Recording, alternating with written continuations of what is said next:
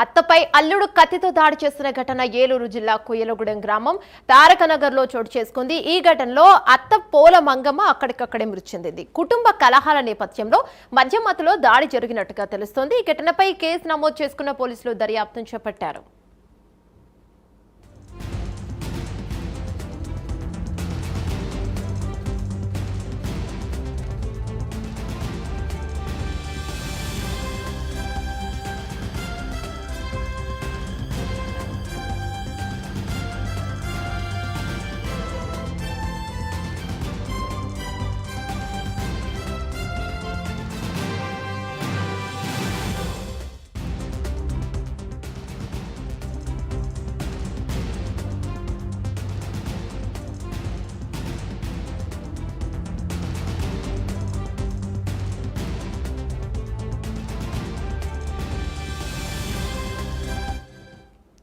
అత్తపై అల్లుడు కత్తితో దాడి చేసిన ఘటన ఏలూరు జిల్లా కొయ్యలగూడెం గ్రామం తారకనగర్లో చోటు చేసుకుంది.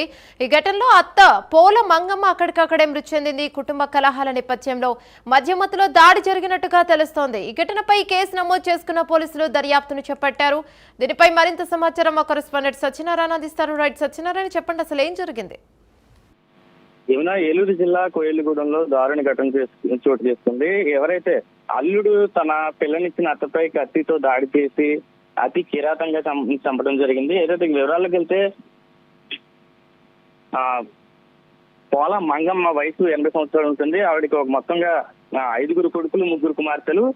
రెండో కుమార్తె భర్త అయినటువంటి కేదారి పుల్లయ్య, అతని వయసు సుమారు 65 సంవత్సరాలు.